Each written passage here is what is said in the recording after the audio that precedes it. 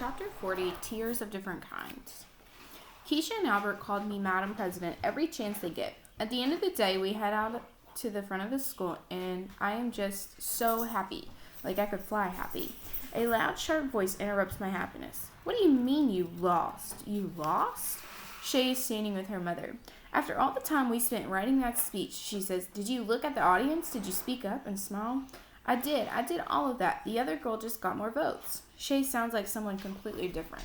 The Shay I know, always so quick to pick a fight, now has a voice that sounds like a kindergartner. Sorry, Mama. She brushes a tear from her cheek. Man, Keisha says, that woman is fierce. Geez, I can't believe it, but I feel sorry for Shay, I say. No way, Keisha says. Don't be feeling sorry for her. It's not an excuse to go around doing terrible things to other people. Yeah, I guess you're right. Have you learned nothing, she asks. Of course I'm right. We laugh and she gets on her bus.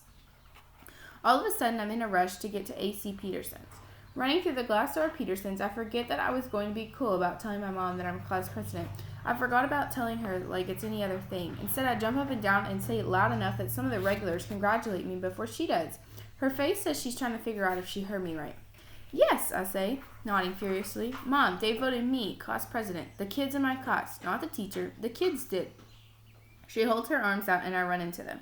I'm so proud of you, she says in a shaky voice. I know why she's crying. I can't believe it either. Chapter 41, Not So Secret Letter. In that foggy time between sleeping and being awake, before I even open my eyes, I already remember that I'm class president. I ask myself if it was a dream, knowing that it wasn't, knowing by the way it feels like my insides are rising into the air before I sit up. It's like when you wake up on Christmas morning and remember what day it is. I lie there thinking I'm happy. Mr. Daniels counted the votes in front of everyone. I don't think I would have believed him if he just said I won later. When I get to my school, everyone acts the same, but I feel different. I put my stuff away and head to my desk, where I find an envelope with my name on the front. Weird. I sit down and slide it off my desk. Glancing around, I pull a piece of paper from the envelope. I expect it will be a note from Mr. Daniels congratulating me, but it's not. It's a full page of cursive writing. I recognize some of the words like love, but I don't know what most of it says. The name at the bottom is Max. I look over at him and he nods once. I look away, feeling like my face must be glowing like Rudolph's nose. I fold up the letter and slide it into my pocket, wishing I could read it. I think that when I get home and can study it, I might be able to figure it out, but I can't stare at it now. Excuse me. I look over at Keisha, who is putting her things in the closet. Hey, she said, sitting down. Hey, my mouth opens to tell her about the note, but she's not the best person at being quiet about things, and I'm afraid everyone will find out about it. So I take a deep breath and decide it will have to wait. I don't have a choice. I'm both happy and mad at myself. Happy about the note and mad I can't read it. Max is cute, and I like the red and white football jersey that he wears all the time. And now that he likes me, I think I might like him too. So, how does it feel to be president? Keisha smiles. Oh yeah, man, this must be the best week of my entire life. Same old stuff, I say. Huh, same old stuff? Already gone to your head? Don't worry, I'll still talk to you and everything. Like you could ever ignore me? We both laugh. Okay, my fantasticos, Mr. Daniels begins. He reminds us to put our homework in the basket and gets the class helpers working on lunch counts and stuff. And I sit up straighter, feeling like I have a place in this class. After Mr. Daniels finishes with the boring morning stuff, he says, one more thing. Our new class president, Ms. Allie Nickerson, has her first student government meeting today. So if you have any suggestions for her, please let her know. If you have any ideas for changes, she's the one in charge. I know that I shouldn't smile, but keeping my mouth from smiling is like trying to keep Travis from loving cars. The first suggestion I get is from Oliver. I'm trying to do my work, and he stands in front of my desk. I have a suggestion. Okay, what is it?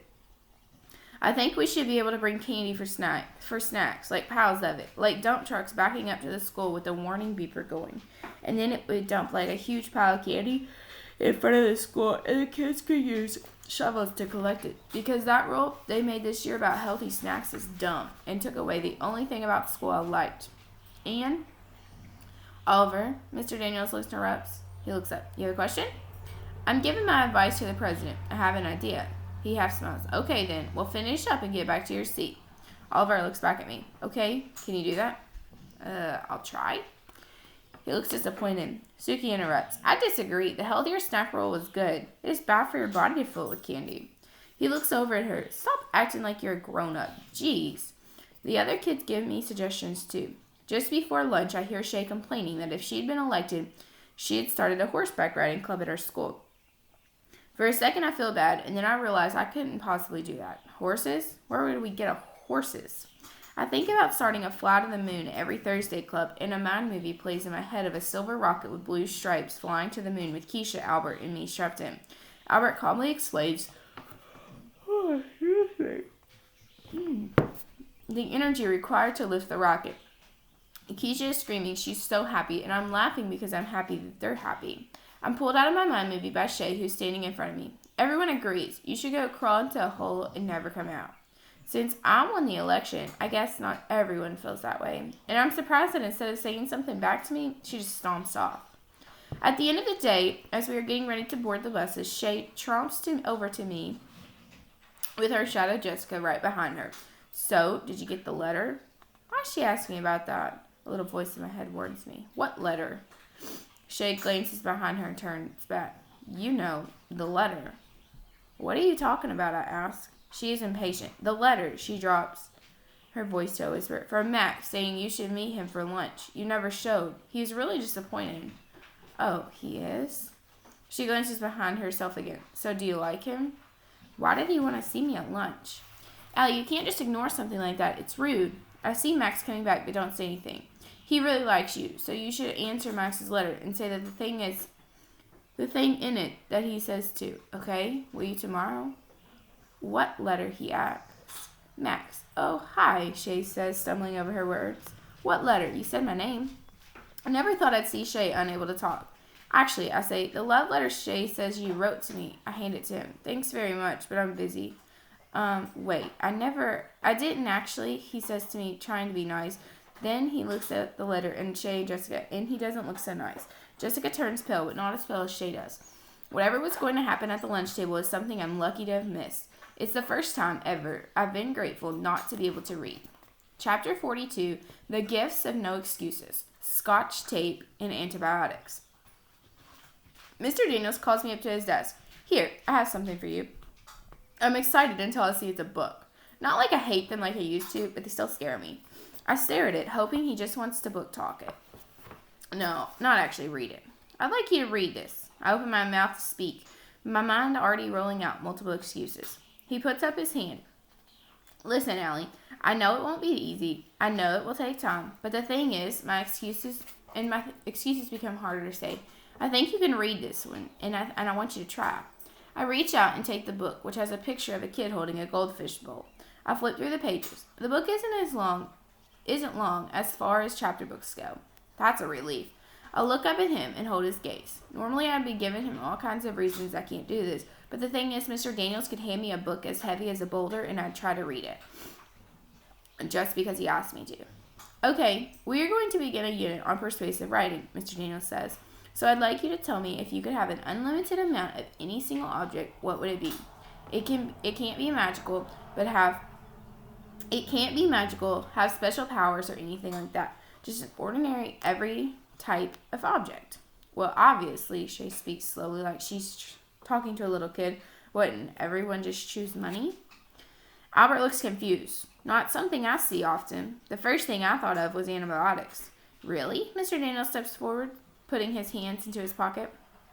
There are many who can't afford medication, so I'd like to give them out to people who need them, all over the world. Then he seems to be thinking out loud. I wonder if antibiotics would help or hurt alien life forms. Well, Shay sputters, if you had an unlimited amount of money, you could buy the medicine, right? I catch her rolling her eyes at Jessica. I'd rather just have the medicine, he shrugs. Scotch tape, Oliver yells. I'd want Scotch tape. Most of us laugh along with him. And why is that, Oliver? Mr. Daniels asks. Because it's awesome, that's why. People don't think how tough life would be without Scotch tape. Mr. Daniels nods. You may have a point there, Oliver. Or Elmer's glue. I love Elmer's glue. If I had barrels of it stored up in the garage, I could cover my hands with it every day and then peel it off. I love doing that. And it grosses out my mom. I tell her it's skin. Shay makes a noise. What? Oliver asks. That's ridiculous, she says. What's ridiculous, he asks. The opinions of others are to be respected. Mr. Daniels says that Shay and Oliver talk right over him. Wanting tape and glue, Shay says. No, it isn't because I would also use them with paper to make notes for my little sister. They make her feel better. Make her feel better? Mr. Daniels seems concerned. Is she ill? Oh, not anymore, but she had something that was called, well, it was long. It had 5 syllables, and she had to go to the hospital a lot to sleep over. And when she'd go, I'd visit her and bring her cards, and they made her happy. My mom said I was the only one who helped her get better.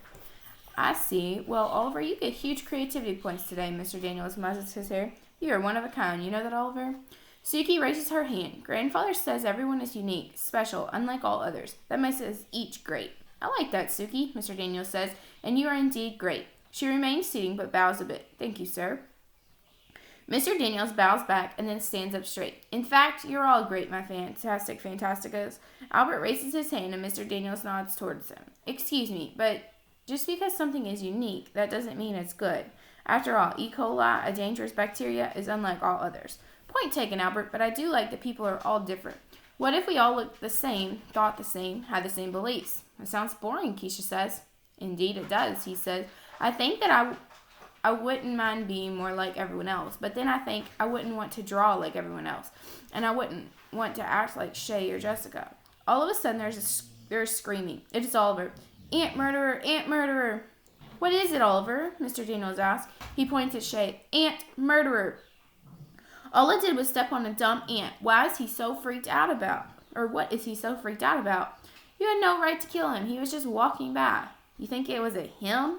It's just a dumb ant. Who cares? I care, Oliver says, getting down on all fours with a tissue to check on the ant, which is clearly dead. He cleans it up with a tissue and slips it into his pocket. You're going to keep it? She sputters. Well, I'm not just going to throw him in the garbage. I'll bury him at home. She begins to laugh. Shay, Mr. Daniels says, there will be none of that. She stoops.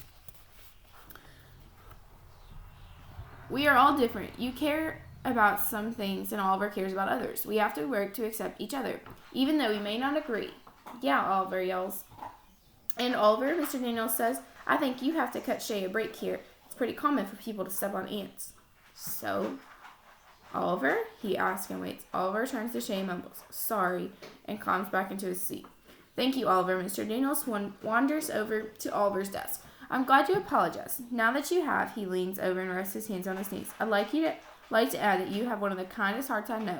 You care so much about everything, always looking out for others, and that, my fine young fellow, is going to make for a great man someday.